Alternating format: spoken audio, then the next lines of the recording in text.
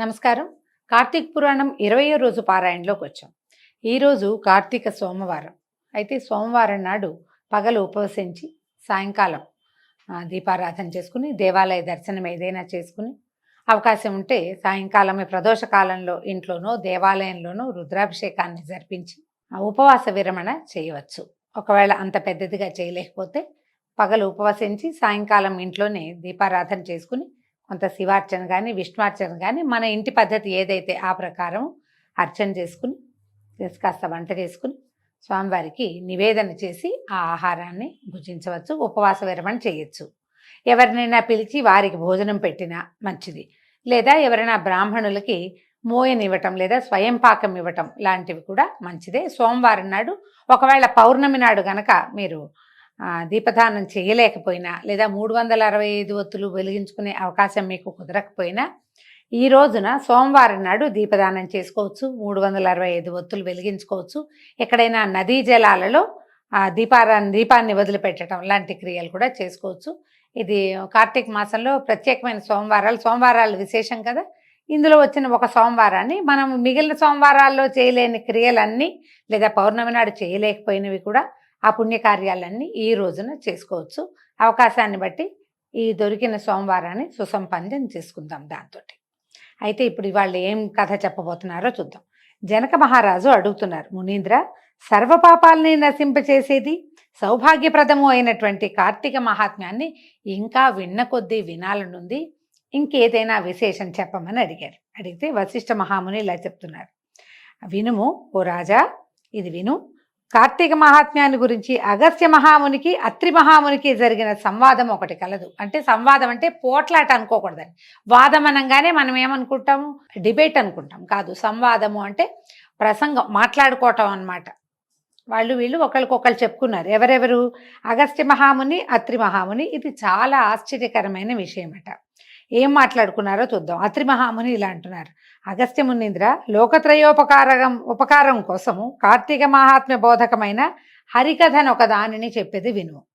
విష్ణువంశ సంభూతుడమైనటువంటి ఓ అత్రి మునీశ్వర, సద్ధర్మ కీర్తన కాలమందు కార్తీక మాసము చెప్పబడినది. అంటే ఏమిటి? ఏదైనా మంచి విషయం మాట్లాడుకోవాలి అంటే ఋషులు మునులు ఆ సద్ధర్మం, మంచి ధర్మాన్ని మాట్లాడే సమయంలో కార్తీక మహాత్మ్యం చాలా విశేషమైందట. దీని గురించి తెలుసుకోగోరుతున్నాను, ఆ ధర్మాన్ని గురించి నేను తొందరగా చెప్పు నాకు అని ఆయన అడిగేసరికల్లా అత్రి మహాముని ఇట్లా చెప్తున్నారు. బాగుంది, నీ ప్రశ్న చాలా పాపనాశకరము. అంటే ఇప్పుడు ఇద్దరు మాట్లాడుకున్నారు.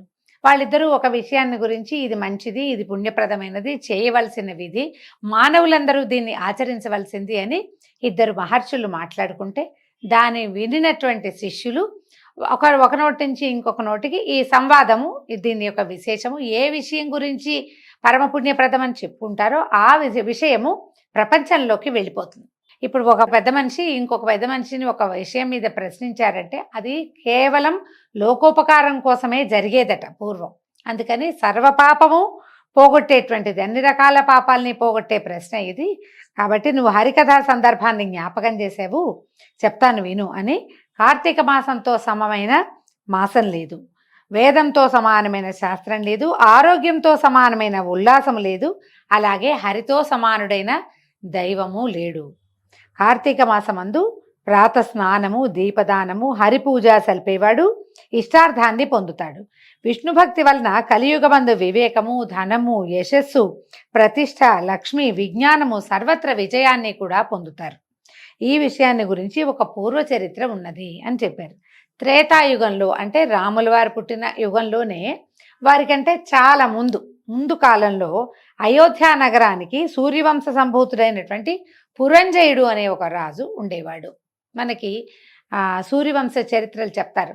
వంశ చరిత్ర ఎట్లా చెప్తారంటే వంశస్థులైన రాజుల గురించి చెప్తారు.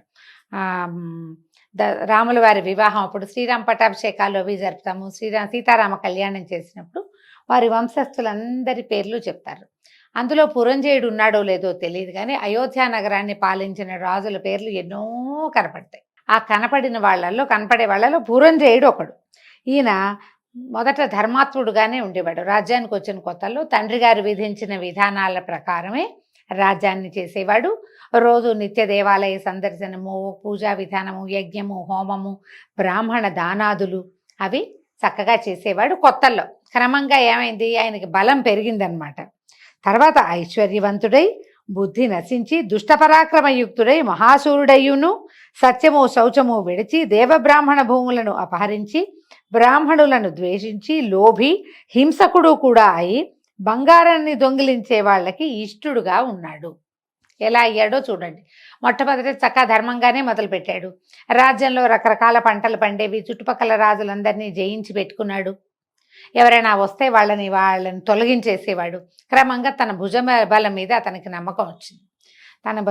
తను బాగా బలశాలని, ఈ ధర్మ మార్గం వల్ల ప్రయోజనం లేదని ఇదంతా శమధమాదుల్ని నేర్పిస్తాయి. దీనివల్ల ప్రయోజనం ఏముంది? రాజ్యం పెరగదు, రాజ్యానికి సంపద పెరగదు. ఇలాంటి ఆలోచనలకి లోనయ్యి క్రమంగా శమధమాదుల్ని వదిలిపెట్టేశాడు. దేవాలయము, పూజ పునస్కారము, విధానము, యజ్ఞము, హోమము మానేశాడు. అక్కడి నుంచి బ్రాహ్మణులతోటి ద్వేషంగా ప్రవర్తించేవాడు. ఎందుకు వీళ్ళకి ఇవన్నీ ఇవ్వడం, మనకి ఇంత రాజ్యం ఉంది కదా, ఇంకా ఏం కావాలి మనకని ఏ బ్రాహ్మణుడికి ఏమీ దానం చేసేవాడు కాదు. లోభి హింసకుడు, ఎవరైనా పదే పదే అడిగితే ఒరే వీళ్ళు 4 కొట్టి బయటికి తోసేయండిరా లాంటి మార్గాన్ని అవలంబించేవాడు. హింసకుడుగా కూడా అయ్యాడు. తర్వాత ఏమైంది, ఈ క్రమంగా దొంగలకి వాళ్ళకి ఎవరి నుంచి అయినా దొంగలు ఏదైనా సొమ్ము దొంగిలించుకుని వస్తే దొరికితే సగం తీసుకుని వదిలిపెట్టేసేవాడు. ఏం పోయింది, 2 లక్షలు దొంగిలించుకొస్తే 1 లక్ష రాజుగారికి ఇస్తే వదిలేస్తాడు. ఇలాంటి మార్గాన్ని కూడా ఆయన అవలంబించాడు. తన సంపద పెంచుకోవటం మీదే దృష్టి ఉంది కానీ పుణ్యబలాన్ని పెంచుకునే ఆలోచన చేయలేదు. ప్రతి వాళ్ళు ఈ ఆలోచన విధానాన్ని అనుసరించాలి. మనం ఎంత పెరిగామో పుణ్యబలాన్ని అంత పెంచుకోవాలి. అది తగ్గించుకుని పాపాన్ని పెంచుకోకూడదు. మన బలం పెరిగింది అంటే భగవంతుడు అంగీకరించడం వల్ల పెరిగిందని అనుకోవాలి కానీ కాదు ఇదంతా నా శక్తి అంటే ఎంతకాలం ఉంటుంది, శరీరం నశ్వరం కదా, ఎప్పుడో ఒకప్పుడు నశించిపోయేదే. దానివల్ల ఈ బలం వచ్చిందని ఎలా నమ్ముతాం మనం? అలా ఎలా ఆలోచిస్తారు? ఈ ఆలోచన విధానం తప్పు. ఆ తప్పుడు ఆలోచనల్లోనే పురంజేయుడు ఉండేవాడు. క్రమంగా ఇలా అధర్మపరాయణుడిగా అయ్యాడు రాజు. అతని సామంతరాజులైనటువంటి కాంభోజ కురురాజాదులు అనేక మంది సింహబలులైన వాళ్ళు కూడి గుర్రాలు, ఏనుగులు, రథములు, కాల్బంటలు అను 4 రకాల సేనలతోటి వచ్చి అయోధ్య పట్టణానికి చుట్టూ చెరుకు పానకానికి తేనెటీగల్లాగా చుట్టుకున్నారట. ఇతను ఎలాగూ అధర్మపరుడు, రాజ్యంలో ప్రజలంతా ఇతను ప్రజాకంటకుడుగా ఉన్నాడు, ఎవరు ఇతనికి సహాయం చేయరు. చుట్టుపక్కల రాజ్యాలందరితోటి ఇతనికి శత్రుత్వమే. కాబట్టి చుట్టుపక్కల రాజ్యాల వాళ్ళు ఎవ్వరూ ఇతనికి సహాయం చేయరు. కాబట్టి ఈ రాజ్యాన్ని కబళించాలని చుట్టుపక్కన ఉన్నటువంటి ఒక పక్కగా ఉన్నటువంటి కాంభోజుడు, కురురాజు ఇలాగ వీళ్ళంతా మహాబలవంతులట. వీళ్ళు ఏం చేశారు, చతురంగ బలాలతోటి, మామూలుగా రాస్తుంటాం చతురంగ బలాలు అంటే ఏమేమిటవి, గుర్రాలు, ఏనుగులు, రథాలు, కాల్బంట్లు. 4 రకాల కాల్బంట్లు అంటే నడుస్తూ యుద్ధం చేసేవాళ్ళు, నడిచి వచ్చేవాళ్ళు అనమాట. వాళ్ళకి ఇవి ఉండవు, వాహనాలు లేకుండా ఉండేవాళ్ళు. వీటితోటి చెరుకు పానకం చుట్టూ తేనెటీగల్లాగా చుట్టేశారట. సరే ఈ పురంజేయుడు కూడా ఎవరో తమ మీదకి దండెత్తి వచ్చారని తన దగ్గరున్న చిత్రంగ బలాల్ని వేసుకుని బయటకు వచ్చాడు. పట్టణంలోంచి బయట వాళ్ళు లోపలికి ప్రవేశించలేరు. ఈ అయోధ్య పట్టణము దుర్భేద్యమైనది, మనకి రామాయణంలో కూడా కనపడుతుంది. ఎవ్వరూ దాన్ని జయించలేరు. దాని లోపలికి వెళ్ళటం ఎవరి వల్ల కాదు. అన్ని పక్కలా చేరుంటే సైన్యం చేరుందని లోపల నుంచి రాజులు బయటికి రావాల్సిందే. అయోధ్యలోకి ఏ పరరాజులు ప్రవేశించలేనంత కట్టుదిట్టమైన రాజ్యం అన్నమాట అది.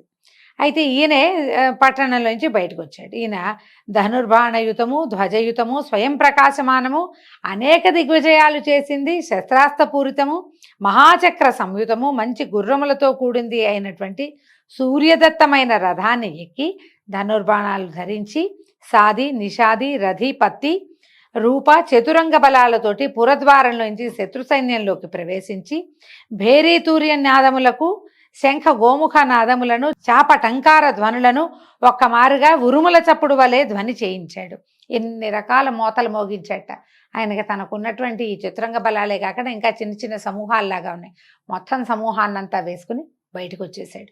వచ్చేసి ఏం చేశాడు, భేరీ తూర్య నినాదాలు అయ్యో ఇలా ఉంటుంది చూడండి, అర్ధచంద్రాకారం కాదు, ముప్పావు చంద్రాకారంగా ఉంటుంది, హాఫ్ స్పైరల్ లాగా. దాన్ని ఊతి పీపీపీ అని ఒక చిత్రమైన సౌండ్ వస్తుంది. అదేంటంటే ప్రమాదానికి సంకేతం. అక్కడి నుంచి ఏం చేయాలి, అవేమో తూర్యాలు అంటారు. భేరి అంటే ఇలా కొట్టేది, మన డోల్ లాంటిది పెద్ద సైజు, యుద్ధ భేరులు వేరేగా ఉంటాయి అవి. ఆ తర్వాత శంఖము, గోముఖము ఇలా ఊదేవి. ఆ ఊదేవి, ఆ తర్వాత చాపము టంకారము, బాణాలని ఇట్లా ఇట్లా గాల్లో ధనుస్సుల్ని లా ఇచ్చేస్తే సక్ సక్ సక్ అని శబ్దం వస్తుంది. మనం పేంబెత్తాలు తర్వాత చింతబరికెలు గాల్లో కదిపితే ఎలాంటి శబ్దం వస్తుందో అలాంటి శబ్దంతో పాటు టంకారం అంట. ఈ టంకారం అంటే ఏంటంటే ధనుస్సుకి అల్లెత్రాడు కట్టి ఉంటుంది. తాడు బిగించిన తర్వాత లాగితే అదొక విచిత్రమైన శబ్దం వస్తుంది. ధనుష్టంకారము అంటారు. మనం చాలా ఈ రామాయణ భారతాల్లో ఈ పేర్లు ఈ పదాలు వింటూ ఉంటాం.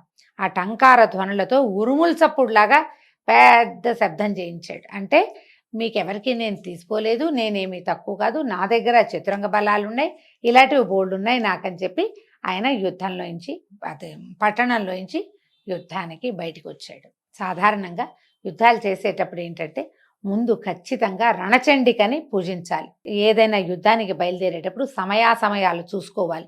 మనం కూడా చూడండి, ఏదైనా ముఖ్యమైన పని మీద వెళ్తున్నాం, ఏ పెళ్లి సంబంధానికో వెళ్తాం, ఏ ఉద్యోగ ప్రయత్నమో, వ్యాపార ప్రయత్నమో, కొత్తగా అకౌంట్ ఓపెన్ చేయడానికి వెళ్తాం, లేదా ఇప్పుడు రాజకీయ నాయకులు ఇప్పుడు వేస్తారు కదా నామినేషన్లు వేసేటప్పుడు కూడా సమయాలు చూసుకోవద్దు. మన జీవితానికి ఇదే ముఖ్యం అనుకున్నప్పుడు సమయం చూసుకోవాలి. ఒకటి సమయం చూసుకోవాలి.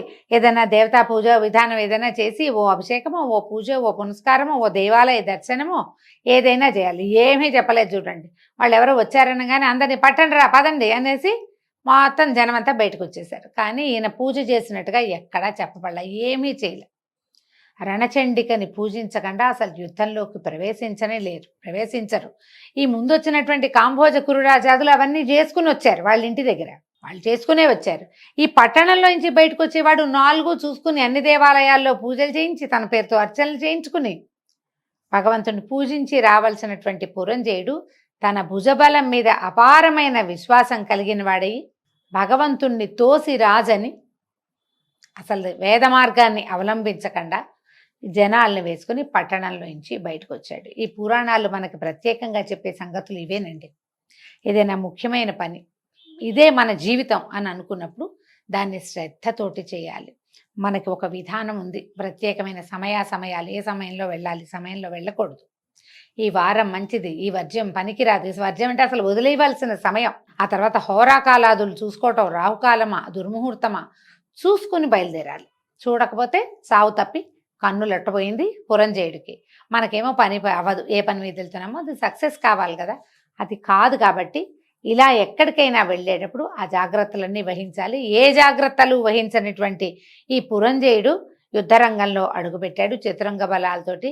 అతని బలాలు ఏమయ్యాయి, యుద్ధంలో విజయం సాధించాడా, భగవంతుడు అతనికి బాసటగా నిలిచాడో లేదో రేపు ఉదయం పారాయణలో తెలుసుకుందాం. అంతవరకు సెలవండి. నమస్కారం.